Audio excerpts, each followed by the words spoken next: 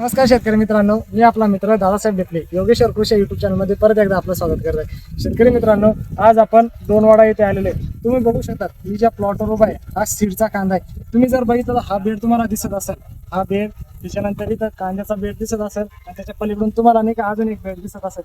तर तुम्ही बघू शकता ह्या शेतकऱ्यांनी किती छान पद्धतीनं तंत्रज्ञान वापरून इथं हे बेडची व्यवस्था केलेली आहे. आता तुम्ही म्हणसाल इथं सीडचा कांदा लावलेला आहे तर हे कशासाठी, तर इथं हा शेतकरी डाळिंबाचं उत्पन्न घेणार आहे. ह्या बेडची साईज सांगण्यात झाली, ह्या झाड आणि त्याचं झाड दोन्ही झाडामधलं अंतर आहे 12 फुटाचं असणार आहे. तुम्ही बघू शकता किती छान पद्धतीनं म्हणजे इथं नियोजनबद्ध समजा केलेलं आहे. म्हणजे डाळिंब पीक पण घेणार आहे. डाळिंब पीक तर तुम्हाला माहितच आहे, समजा एक 17 ते 18 महिन्यामध्ये डाळिंब पीक यायला सुरुवात होऊन जाते.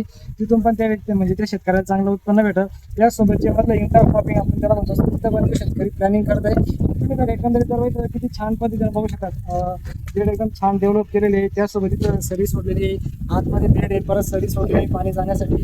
जे एकंदरीत बघायचं झालं तर हे नियोजन खूप छान पद्धतीने आपण म्हणतो ना शेतीमध्ये का म्हणजे काय प्रवृत्त नाही काय प्रवृत्त नाही, तर अशाच पद्धतीने नवीन तंत्रज्ञान वापर किंवा नवीन प्रॅक्टिसेसचा आपण वापर करून जर शेती केली तर नक्की आपल्याला त्याच्यामध्ये यश भेटत असतं. चला धन्यवाद शेतकरी मित्रांनो. अशाच पद्धतीनं नवीन व्हिडिओविषयी आणि नवीन तंत्रज्ञानाविषयी आमच्याविषयी किंवा आम्ही जिथं पण जात असतो तिथं नवीन गोष्टी तुम्हाला दाखवण्याचा प्रयत्न करत असतो.